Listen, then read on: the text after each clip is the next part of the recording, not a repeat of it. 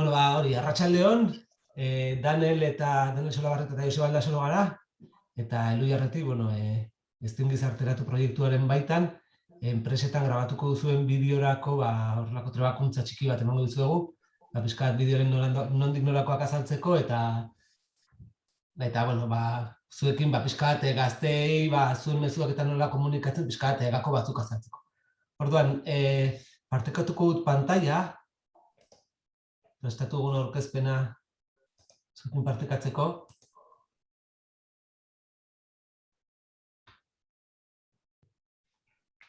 Hau da pixkat gai zerrenda, hasiko gara pixkat gure buru aurkezten, gero STEM posizionamendua eta zientzia kapitala zer den azalduko dizu Danielek, STEM profesionalen beharra eta STEM bokazioak ere, STEM neskak eta emakumeak ere, eta gero STEM profesioen eta STEM profesionalen inguruko gazteen iritzia nik azalduko dizuet, eta ja, bideoaren atalera pasatuko gara, eta bukatzeko, ideiak, esperientziak eta pixkat kezkak edo arazoak badituzu, hor partekatuko ditugu, bale? Orduan, hasteko igual, egingo dugu erronda txiki bat, oso txikia izan zen 3 gaudenez, pixka bat azaldu nortu zaeten, zein enpresatan egiten duzuen lan, eta zertan egiten duzuen lan, edo zer egiten duzuen lan, eta gero, ezakitik, horrelako esperientziarik izan baduzu ere, aipatu ezakizue, bideograbaketaren bat egin baduzu horrelakoa edo, nahi baduzu orain aipatu, bale? Orduan, hasiko gara Amaiarekin, niri lehenengo ateratzen zait Amaia, asike? Bai, bale. Amaia naiz, Amaia Arregi, eta ideko nitet lana. Dano bat grupeko zentro teknologikoa, eta nik matematikak ikasen ditun, UPV-en lehioan, eta datu analistari izabezela itet lana. Eta horretik egin duzu noiz baite horrelako bideoren batean edo parte hartu duzu? Egia esan, ez zolakoa ez. Behin entrevista horien matematikan ikasketak oso modan jarri zialako bezala, baina bestela ez horrelako bideo Eta gaztetxoekin igual horrelako aktivitateak edo egiten edo esperientzia bauzu?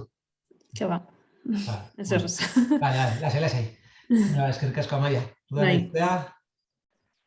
Bai, ni izpea izan naiz, Fagor elektronikan iten dut lan, nik ingenieritza elektronikoa ikasi nun, eta gaur egun iten dut lan, fabrikazio elektroniko, produktu elektronikoan fabrikazioan, ingenieri bezala. Eta nik ez dakat esperientzia aurrez olako gauzekin. Ez bideo, ez presentazio, ez ezer. Vale. Venga, Daniel, aurkeztu zure burua ere. Kaixo, arratzaldeon. Ni Daniel Solabarrieta, Elhuyarren egiten dut lan gazteentzako zientzia eta teknologia hezkuntzarekin lotutako proiektuetan, eta besteak beste, Elhuyar zientzia azoka antolatzen, eta, urte dezente daramate Elhuyarren mota honetako proiektuetan. Vale, eta orain, bukatzeko honi, Joseba Aldasoro naiz, ikasketak, nekazal ingenieritza ikasi nuen, eta agrobiologiako doktoradutza egin nuen. Duela urte eta erdi inguru lan egiten dut Elhuyarren, eta hori Danielekin batera, gazteekin teknologia eta zientzako proiektuak egiten, edukiak garatzen, diagnostikoak egiten, pixkat beraien pertzepzioa zein den ikusteko eta diagnostikoak egiten, eta horretan jarruten dut. Eta, hori, denbora gutxi daramat, oraindik, hori, poliki. Vale, eta orain igual, Daniel? Danielek azalduko duzue STEM posizionamendua eta zientzia kapitala zer den. Daniel, ez zaizu entzuten? Barkatu. Asko hitz egiten da gazteen bokazioei buruz, batez ere gazteen bokazio zientifiko-teknologikoei buruz, eta ikerketa asko ere egin dira jakiteko gabezi horri nola erantzun, eta hezkuntza mundutik zer egin behar da gazteen bokazio hauek pizteko, ezta? Azkenengoko 15 bat urteetan ikerketa pilo bat egin dira mundu osoan, eta, potentenak erresuma batuan egin dira, da Estatu Batuetan bai, eta ikusi dena da gazte baten bokazioa ez dela interes kontu bat bakarrik. Oso Zinplegia dela esatea, egingo dugu zerbait gazteen interesak pizteko, eta horrela, haien bokazioak handitu egingo dira. Askoz ere konplexuagoa da faktore askok eragiten dute, eta askotan gertatzen dena da, gazteek nahiz eta esan zientzia eta teknologiarekiko interesa dutela, gero ez dakarre intentziorik alor horietako ikasketak egiteko. Eta hemen aipatzen dugun Ingenius proiektu da holaik izen ospetsuena edo, eta honek oso garbi azaltzen duena da, 5 dimentsio edo daudela, eta dimentsio bakoitzak hainbat faktore dituela gazteen bokazioa pizteko. Eremuak hor daudenak dira, eremu pertsonala, familia eremua, eremu soziala, hezkuntza eremua eta testuinguru ekonomikoa. Eta adibidez, familia eremuan dago, familian ikertzaile bat egotea. Gazte batek familian badaukan gertu ikertzaile bat edo zientzialari bat edo teknologo bat, askoz ere probabilitate altuagoa dago gazte horrek zientzia edo teknologia ikasketak egiteko. Orduan, dana ez da irakaslearen lana edo dana ez da eskolaren kontua, nahiz eta eskola faktore asko dauden, eragiten dutenak, baina hori baino gehiago da. Eta azkenean ere ondorio nagusia da, komunitate osoa inplikatu behar dela nahi badugu gazteen bokazioak piztea. Eta bokazio buruz hitz egiten dugunean, ez da ere gazte guztik ingenieriak nahi ditugula bihurtu. Baizik eta erabakitzen dutenean zer ikasi, hautaketa hori egin dezatela errealitatean edo fundamentuz ez estereotipotan oinarrituta, ez telebistan ikusi daben irudi fantasiosoetan oinarrituta, baizik eta benetan errealitatea ezagutu, benetan ikusi zer dan ikertzea, benetan ikusi zientzialarien eta teknologoen benetako lana nolakoa dan, eta behin hori ikusten dutenean, orduan erabakitzea bide hori jarritxu edo ez. Baina, gutxienez ezagutu zer egiten dan inguruan, eta inguruan dauden ikertzainen lana benetan nolakoa dan. Pasako duzu, Joseba? Eta orduan, zientzia kapitala terminoa, horrek biltzen du pixka bat orain arte esan dudana.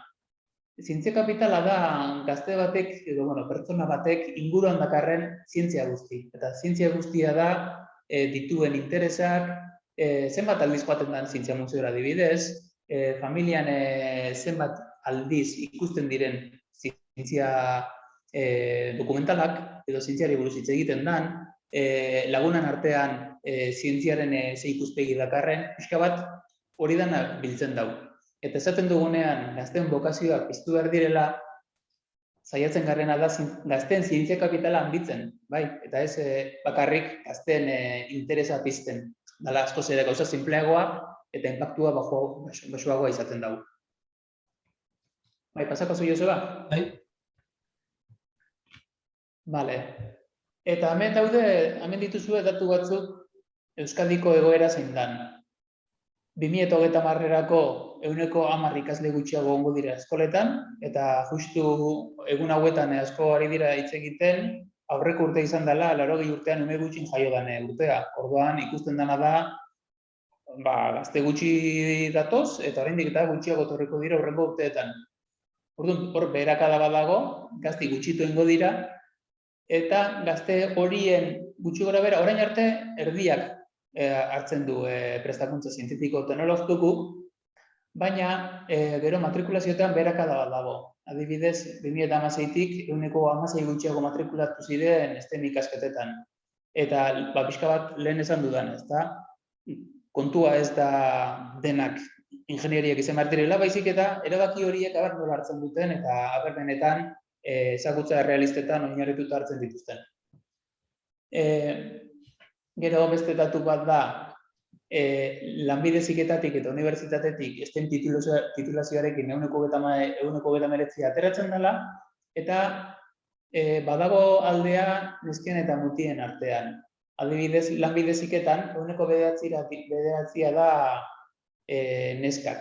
Zientzia, STEM adarretako ikasketak egin dituztenak, eta unibertsitatean pixka bat altuagoa, baina oraindik ere badago aldea mutilekin, 31 bakarrik.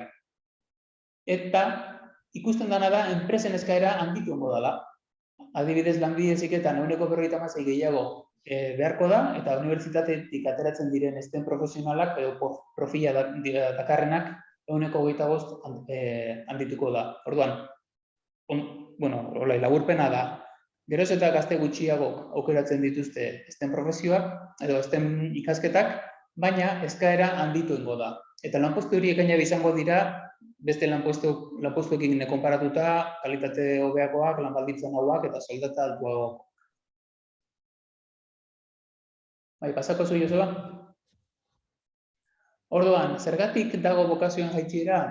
Hainbat faktore. Hemen dituzue batzuk. Adibidez, unibertsitateetan sartzeko baldintza gogorrak, ustez handiak, emakumeen parte hartzea txikia da, karunaren hileza dago, bai atzerrira edo bai beste lan esparru batzuetara, oso tipikoa da Euskal Herrian ikertzen hasi eta DBH-ko irakasle izatera pasatzea adibidez. Erakargarretan zuen falta, estres handiko lan inguruneak dira eta soldatetan berakadak egon dira. Orduan, horri buelta emateko hainbat ekimen ari dira martxan ipintzen. Eta nesken kasuan, ikerketa asko dago, benetan zergatik gutxiago hautatzen dituzten, batez ere teknologian gertatzen da, bai? Adibidez, zientzieretara pasatzen bagara, bai medikuntzan, bai biologian, eta egia da neska gehiago dagoela. Baina batez ere ikusten dena da, salto handia edo hutsune handia teknologikoetan, ingenieritzetan, eta hori zuek hori ikusita, imaginatzen dut, neska gutxo gongo zinetela klasean, ez da? Orduan, zer egin hau lantzeko, ikerketa asko daz, baina gehienak bat datoz, egin ginen gauzaiko honena, inpaktu handiena dakarrena, eta benetan gehien funtzionatuko duena, dala neskei erreferente honak, erreferente femeninuk ematea. Oso importantea da, neskek erreferente gertuguk eukitzi, ikusteko benetan nola lan egiten da den, eta zertan lan egiten da den, eta nola dan haien bizitza. Eta honekin jarraituta, pasan bezala ikerketa asko egin dira. Badaude garunaren kontu ikertzen da denak, badaude egoera sozialaren desberdintasunak aztertzen dituzten pilo bat ikerketa, baina, gehiegi sartu gabe, nik uste, hor dakazue, dokumentu oso mamitsu bat, gauza asko kontatzen duena, deszifrarel kodigo deitzen dan hori, interesa badakazue, interes oso ondo dago, baina nik uste geratu garrena da, lortu behar duguna da, neskei erreferenteak gerturatzea. Inguruan dituzten emakume ikertzaileek ezagutzi, lehen esan bezala batzuk familian badakarre, baina beste askorek ez dakarre eta oso urruti ikusten dabe. Eta egiten ditugun galdetegitan eta ikusten duguna da, benetan askorek ez dabela ezagutzen errealitatea. Galdetzen dugunean inguruan zer egiten dan edo industrian zer egiten dan, ez dabe jakiten erantzuten. Horregatik, iruditzen zaigu importantea dela benetan, ateak zabaldu, erakutsi barruan zer egiten dan, eta zer egiten dan bakarrik, nola lan egiten da ben ikertzaileeko bai. Eta segi Joseba? Eta hau, igual Joseba zau kontatuko duzu, ezta? Bai. Danelek komentatu duen bezala, galdetegi desberdinak egin ditugu Euskal Herrian zehar, eta, hemen Debabarrenan egindako galdetegian erauztako emaitza dira, baina gero Tolosaldean, Bilbon, Txorierrin ere egin ditugu, eta emaitzak oso antzekoak dira, orain Debagoienakoa egiten ari gara, eta leku guztietan nahiko antzekoak dira lortutako emaitzak. Galdetegietan, galdetzen zaie gazteei, zientzia eta teknologiaren inguruko lanei buruz, ikasketei buruz, interesatzen zaien gaiei buruz, eta hauek dira pixka bat jasotzen ditugun emaitza. Gaiei buruz hitz egiten dugunean, neskek interes handiagoa daukate gai gehiagotan. Hau da, beraiek aukeratzen dituzten gaietan, nota altua daukate gai gehiago. Eta mutilen interesak askoz fokalizatuagoak daude. Neska gainera, gai askotan interesa dute, baina zientzia eta teknologia ez dira nabarmentzen, gai horien artean. Eta aldiz, mutilen artean, fokalizatua dago zientzia eta teknologia eta kirola batez ere izaten dira beraiei gehien gustatzen zaizkien gaiak. Gero, Danielek esan duen bezala, gazteek normalean ez dute beraien eskualdeko enpresen eta ogibideen informaziorik. Uneko 50 gutxi gora ez dakite zertan egiten den lan beraien inguruan. Gero, esten profesionalen bizimoduarien iritziaren inguruan ere, mutilek neskek baino pertzepzio baikorragoa dute. Uste dute, esten profesionalak, hobeto bizi direla, mutilek uste dute neske baino. Eta hau oso lotuta dago ere, eta beraien gaitasunarekin erlazionatzen den beste gauza bat da, estereotipoena, ez? Beraiek esten profesionalak ikusten dituzte langileak jakintsuak, argiak, pazientzia handikoak eta sortzaileak bezala. Eta ezaugarri horiek ez dituzte bere buruen ikusten. Orduan, arrotzak egiten zaie horrelako ezaugarriak beraiengan ikustea, eta orduan ez dituzte hautatzen ikasketa hauek. Gero, genero estereotipoak lanbideak hautatzerakoan eragin handia daukate, eta neskek normalean osasun zientzia eta irakaskuntzan sartzen dira gehiago, eta mutilek gehiago erabakitzen dituzte gai teknologikoak. Eta, gero ere, galdetu genien, STEM arloan edo, STEM arloan lan egiten duten pertsonen baldintzak, gizonezkoak eta emakumezkoen baldintzak berdina diren ez, eta mutilek mutilen iritzia baikorragoa da. Uste dute berdintasuna gehiago dela neskek duten iritzia baino. Gero, esten profesionalen estereotipoi dagokionez, galdetu diegunean, hauek ja dira bertako datuak eta Euskadin egindako galdetegien datuak dira, eta nolakoak dira esten arloan jarduten duten pertsonak ikusten baduze, langilea jakintsuak eta argiak direla uste dute. Orduan, beraiek langileak jakintsuak eta argiak bere burua ez baute ezaugarri horiekin bat ikusten, baina ez dira animatzen horrelako ikasketak egitera eta lan mundu horretara sartzea. Gero, etorkizunen esten arloan lan egiteko izango duten gaitasunaren inguruan duten autopertzepzioari buruz galdetzerakoan, neskek mutilek baino gaitasun gutxiagoa dutela adierazi dute. Ikusten duzu ere, 25% esan dute gaitasuna izango luketela etorkizunen esten arloan lan egiteko, aldiz mutilen 40-45% erantzun dute erantzun hori, ia bikoitza. Gero, esten profesionalen bizimodua 0-tik 10 baloratzeko eskatzean 6 bat eman diote bataz bestekoa, nota izan da 6 bat. Eta guzti honetan, estereotipoek eragin handia dute. Hemen badaukagu bideo bat, Tolosaldeako gazteen diagnosia egin genuenekoa, baina igual utziko dugu eta bukaeran tartitxo bat badugu, jarriko dizugu edo bestela bideliko dizugu, ikusteko. Orduan, guzti hau zen pixka bat, testuingurua jartzeko, ezin gizarteratu proiektuaren baitan egingo den enpresen bideoen, pixka bat kokatzeko edo. Orduan, bideo hauek, garai batean, COVID-aren aurretik, enpresera bisitak eta egiten ziren moduan, pentsatu duzen, horrelako bideo batzuk ere egiteaz, gazteei zuzentzeko horrelako bisita horiek pixka bat ordezteko, ez? Eta igual esperientzia ez da berdina, zeren bizipena ez da berdina, enpresara joatea, enpresa ezagutzea, eta baina, hau beste aukera bat izan daiteke, eta gainera hor, ere presentzialitatea beharrez izatea ere beste onura batzuk baditu. Orduan, azalduko dizuet pixka bat, bideoa zertan datza, ez? Eskatu, grabatuko duzuen bideo hori zertan datza. Orduan, bideoaren helburu nagusia, Debagoienako ikastetxeetan eskualdeko enpresak eta horietan egiten den lana erakustea eta ikustea, gazteak ikustea. Gero, eskualdeko estin profesioak eta profesionalak aurkeztea, gazteei aurkeztea eta beraiek ere ezagutzea, beraien eskualdean zer egiten den eta zer estin profesional dauden. Gero, etorkizunean egin dezaketen lana azaltzea, beraiek ere ezagutzea eta ikustea etorkizunean eskualdean lan egiteko zeukera dauden, edo gutxienez ze lanbide dauden. Eta emakumeak estin arloan profesional aktibo eta protagonista izan daitezkela transmititzea.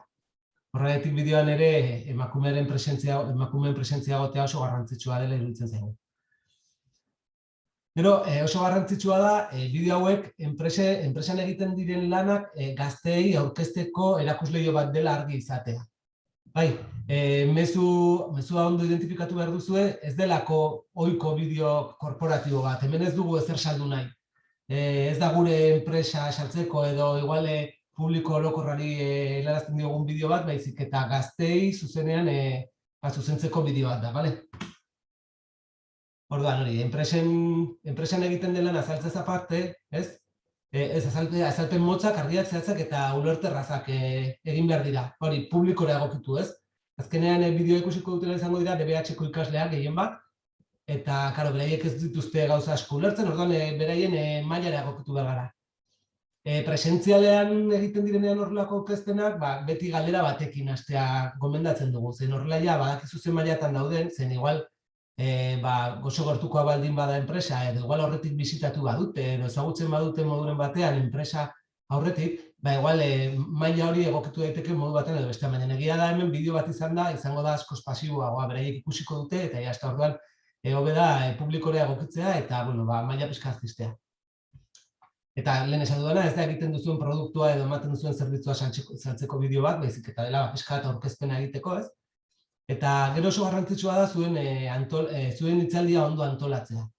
Erraz jarraitzeko, bai. Ez aztu, hori zuen publikoak, zuen lana ulertzea eta zuen enpresa ezagutzea nahi duzuela. Kasu honetan ez duzue saldu nahi ezer, ez horrelako zer, baizik eta da pixkat ezagutaraztea, eta errapikatuko dut askotan, da pixkat ezagutaraztea zer egiten duzuen, nortzuk zaretek pixkat, beraientzat enpresa bat dena, pixkat personifikatzea, aurpegiak jartzea, azaltzea barruan zer pertsonak egiten dutela, eta bat. Pero saiatu argi uzten zuen lanak eta enpresa komunitate osoarentzat duen garrantzia ere, hori oso garrantzitsua da, zen beraiek ikusten badute onura bat daukatela gizartearentzat, errezago ulertuko dute eta gainera interesa piztuko die.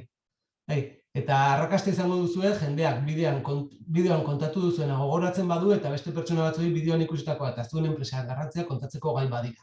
Orduan zuen helburua hori izan behar da, bale? Pentsatzea hori besteak ulertu dutela eta beste pertsona bati azaltzeko gai izan direla. Gero ere denboraren asuntoa ez, ematen zaizuen denborara egokitu behar duzuela eta denbora esateko asko baduzu eta denbora gutxi baduzue hautatu zuentzako garrantzitsuena den. Saiestu beti jargoia eta termino teknikoak, gogoan izan zuen ikusleak ez direla adituak, eta gaztei zuzendutako bideo bat dela. Eta gero, enpresako irudiak erakutsi, ikusgarria den zerbait baduzue azaldu eta erakutsi. Robotak, ezakit birziklapen prozesua, eta bar. Kasu batzuetan ere kontuz ibili behar zaret, ezen patenteak baldin badaude atzetik, ere gauza batzuk igual diskutuan jarri behar dituzue, gero zure Danelekin komentatzen genuen, ez? Batzuetan leku zikin bat ikusten bada, pertsona askori batzera botatzen dira, horrelako irudiak ikustea ez, gauza botakta edo pixkat gauza horiekin kontuz ibili, eta hori bat ez hori patenteena ere, zen azkenean publikoa izango da, eta igual nahi gabe argitaratzen duzue, argitaratu nahi ez duzuen zerbait, edo. Gero, hitz egiterakoan ere, erritmoa, tonua eta hitzik gabeko komunikazioa pixka bat zein du, ez? Saiatu zuen ahotsaren tonu aldatzen, ikusarremana izan kamerarekin. Asko zailagoa da, pertsonen arteko ikusarremana oso errezagoa delako, baina zuen pentsatu kamera pertsona bat dela. Eta, beraiei zuzendu, bale? Mugimendu gehiagi egin ez gero, jendea despistatu egin daiteke. Ondo dago, ez gara estatu batzu izan behar, baina egia da asko mugitzen bagara ere, pixka bat arreta galduko dutela errezak. Eta kontatzen duzunaren inguruan pasioa transmititzen saiatu. Pixkat, zuen pasio hori, kameratik beste aldera ere iristen saiatu, iristeko saiatu. Eta gero, bideoaren bitartez ere estereotipoak apurtzen saiatu behar gara. Eta orduan oso garrantzitsua da zuen bizipenak ere kontatzea. Egiten duzuen lan azaltzeaz gain, oso garrantzitsua da zuen bizipen azaltzea, ikasleen arreta deitzeko. Zer ikasi zen duten, ikasle honak izan zineten ala ez, zaletasunak dituzuela, baldin badituzu eta kontatu nahi badituzue, kontatu. Hau zen lehen komentatu duguna, ez? Beraiek askotan, estem profesionalak ikusten dituzte, argiak, langileak, pertsona ordenatuak, eta denetarik dago, mundu, beste lan esparruetan bezala, ez? Orduan, batzuetan ondo dago, jakitea, beraiekin hitz egiten ari den ingeniari hori, igual, bere garaian oso ikasle txarra izan zela, edo bigarren DBH errepikatu zuela, edo futbol asko gustatzen zaiola. Osa, pixka bat, pertsonak normala zaretela eta garela, ez? Azaldu, beraiek ere badakite, baina egia da, batzuetan, estereotipoiek gainditzeko, pixka bat bere mailan, beraiekin beste lana ez den beste gauza batzuk ere partekatzea, komenigarria dela. Askotan, gazteekin harremana egiten dutenean, esten profesionalak eta egiten dituzuenean igual, tartetxo bat baldin baduzue, kafetxo bat hartzeko momentu horretan ematen dira, harreman gehienak, eta askotan egiten dituzten galderak ez dira lanarekin erlazionatuta. Askotan izaten da soldata, hori baik galdetzen dutela, baina gero ere nola iritsi ziren errutza, eta horrelako gauzak, ez? Gero, generoa, bideoan emakumeak agertzea komeni da. Eta bideo egingo duena gizona bada, beti egin dezala erreferentzia enpresa lan egiten duten emakumeei. Eta lantaldearen lana ere garrantzitsua da, ez? Orain ja oso leku gutxitan edo oso lan gutxitan bakarka egiten da lan. Beti bakoitzaren lana beste batzuen lanaren gain eragiten du, eta elkarlanean lan asko egiten da, orduan horregatik ere talde lanaren garrantzia azaldu behar da, bale? Nutzarte ondo? Bai? Bale, bideoa nola izango den, ez dakit hau ja jaso duzuen pixka bat edo badakizuen nola izango den gutxi gora bera. Bueno, bideoa izango da, enpresaren irudi bat 360 gradutan ikusiko da, eta botoi desberdinak egongo dira. Botoi batean enpresaren informazioa izango da, eta zenbat urte dara enpresa eskualdean, lan esparrua, lokalizazioa, zenbat dire kopuru, datu orokorrak, bale? Zer egiten duen, eta bar. Eta gero, langileen testigantzak. 3 lagun belduko ditugu enpresako eta bakoitzak gai bati helduko dio. Orduan, enpresa bakoitzeko 3 lagun egongo dira, 3 langile egongo dira, eta bakoitza pixka bat gauza desberdinei buruz hitz egingo. Orduan, horrela lortuko dugu bideo bat, 360 graduko argazkian enpresa ikustea zarago, bideo pilulen bidez, enpresaren inguruko informazio osagarria eta estimen inguruko informazio eslatuko dira. Osa, ez da bakarrik enpresaren informazio eslatuko, baizik eta esan duguna ez, bizipenak ere kontatuko dira, egongo da pixka denetan. Orduan horre, aterako zaigu oso bideo kompleto bat aterako da, eta esan duguna, bai hitz egingo da, ze produktua egiten den, ze zerbitzu eskaintzen den, baina egia da hau ez dela salmentarako bideoa. Hau ez da gero komertzialak erabiliko duena, gero enpresaren produktua edo saltzeko. Eta gero, esan dugun bezala, helburuen artean azaldu da, eskualdeko enpresak gaztei aurkeztea dela helburuetako bat, ez? Bideo bakoitzarekin gamifikazioko galdetegi gamifikatu bat egongo da, bideo ikusi ondoren, beraiek galdetegi baten bitartez, ze ikasi duten eta ze ikusi duten erantzuteko. Langileei egingo zaizkien galdera, hau dira, lehenengo langilea, izena bizena eta lanpostua, eta gero, hau ustut, bizipenetan zentratuko dela gehiago, zergatik aukeratu zenuen estimalorreko ikasketak egitea, lanerako urratsa nola egin zenuen, ikasitako aplikazioa du enpresaren errealitatean, zein lan egiten duzu gaur egun, egiten duzunetik zer da gehien gustatzen zaizuna, gaur egun STEAM, zientzia, teknologia, ingenieritza, matematika, alorretik non kokatzen da zure lanbidea, eta zergatik animatu zenioke gazteren bati lanbide honetara prestatzea. Orduan, hauek izango dira, lehenengo langileari egingo zaizkion, edo langile bati egingo zaizkion galdera. Bigarren langile bati hurrengo galderak egingo zaizkie. Izena bizenak eta lanpostua hori guztiei. Eta gero, zertara dedikatzen da zure enpresa, zer da egiten duzuena, gaur egur estima alorretatik non kokatzen da zure lanbidea, hau ere aurrekoari galdetu diogu, eta zure zer egina zintzuk dira, hau da gehiago bere lanari zuzendutako galdera dira. Gero egiten duzu horretatik zer da gehien gustatzen zaizuna eta zergaitik animatuko zenuken eskamutila zuk hartutako bidea hartzera. Hemen ez duen beste ibilbidea azaltzen, baina, zentratzen delako igual pixka gehiago, berak egiten duen lanari buruz, ez? Eta gero, 3. langile bati egingo zaio, izena bizenak eta bere lanpostua azaltzea, estimen estereotipo askoko esparrua da, bai bintzat kanpotik. Barrutik ere ala da, pixka bat barrutik, enpresaren barrutik abere estereotipoen eragin hori ere ikusten den, pero estereotipoiek neska gazte askorentzat muga izango dira. Pausoa ematea helduko die, zer esango zenioke neska horiei? Beste bat, zergatik animatuko zenituzke estimalorreko ikasketak egitera eta mundu honetan bidea egitera. Fijatzen bazarete, hau ja da gehiago generoari eskainitako, atal bat bezala. Gero beste bat, zuri zer eman dizu, zer da bide honetatik azpimarratuko zenukeena? Azken aurrekoa, egun zertan aritzen zara, zertan datza zure lana, eta azkenekoa, zer da lanbide horretatik gehien gustatzen zaizuna. Bueno, ikusi duzuenez, lehenengoa da pixka bat gehiago bizipena, bigarrena da lana bera, pixka bat pertsonalki azaltzea zein den bere lana, eta hirugarrena pixka bat generoaren pixka bat horrikutzen da. Vale? Eta printzipioz hau izango litzateke, hori, guk kontatzeko genuena, esan genizuen laburra izango litzatekela, orduan ez dakit zerbait komentatu nahi duzun, edo zerbait komentatu nahi duzuen. A ber, hori da, hori. Vale, ez dakit, dena ondo ulertu den, egia da ingutxi egon da, azkar egiten dugula. Nahi baduzu ikusi, ezakegu hori Tolosaldeako gazteen bideoa, edo, bueno, ez dakit, komentatu zuek aber zer iruditzen zaizuen, edo... Ondo, nire partetik bintzat uste nahiko garbi gehatu ala. Ez dakit.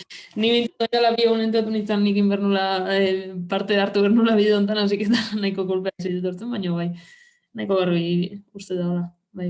Bale, esan duzulen aurretik ez duzuela, horrelakoetan parte hartu. Nik ez bintzat. Bale, hori, komentatu duguna, garrantzitsua da hori, batez ere bizipena ere, gainera zuek biak neskak izan da, bizipena eta pixka bat, komentatzea, nola iritsi zineten, eta, bueno, pixka bat animatzea, eta zuek ere referente moduan, azaltzea, eta hori, pertsona normala zaretela ikusaraztea. Egia da askotan, bueno, esaten baduzu, matematikaria, izango da, beraien lehenengo irudia izango da, super azkarra, super langilea, eta nik ez dut dudarik igual horrela dela, baina egia da, pertsona normala garela, aparte, zure zeretasunak izango dituzula, eta ingeniaritza ikasi duzuna, berdin. Beti ingeniaria eta horrela beti da, badaukagu, edo badago horrelako irudi bat, eta, bueno, zuek gainera, erreferente moduan ere, matematikari bat eta ingeniari bat neskak izan da horre azaltzea oso, bideorako oso aberasgarria da. Bale? Daniel, zerbait komentatu nahi duzun?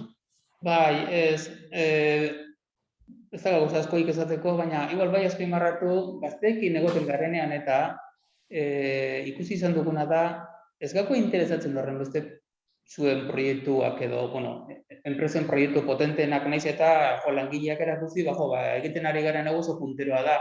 Askotan ez dutzen goten horren beste garrantzi horri, eta bai aldiz, ze ibilbide profesional eduki duzu, zu iritsi zazen lan postu horretara iristeko ze hautaketa egin duzu, bebeatzen zegoazen izerrat ibilbide aukeratu zen duen, zeintzuk izan ziren zure ustez gutxien, gehien gustatzen gustukoen asignaturak, gutxien zeintzuk, eta pixka bat hortik, hor egitzen da interesa. Pero, hombre, proiektu batzuk interesantik izaten zenin eta bai, baina bai, pixka bat bizipen hori. Hoxe azpimarratuko nuke. Eta izpea zerbait komentatu nahi duzun, iruditzen zaizun orkezpena, eta horretik... Ez ondo, dana nahiko argi, nahi hori oain dela egun batzuk esan ziren, eta ja galderak eta asignatu dizki, eta lehenengo langilean galdera dazkat. Eta, bueno, ikasketa urteak ez dazkata inurren, eta, bueno, orduan, ondo, emango dio buelta bat, eta... Eta badaukazu orduan grabaketarako data eta badaukazu eia. Urrengo aste artean, bai. Bale. Bukoainik ez, urrengo aste bukaeran, edo lehen grabatuko du. Ez dakit ez dakago, fetxa jartu. Nahi baduzue orduan, denbora dugunez, ikusiko dugu igual, ez dakit, denbora baduzue jarri bideoa, eta ikusten duzu pixka bat,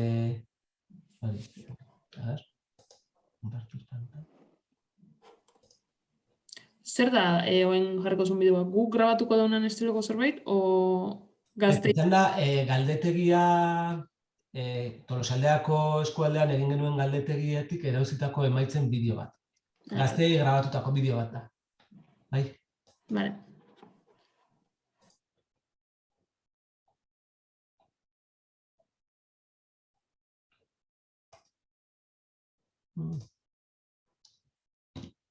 A ber, barkatu,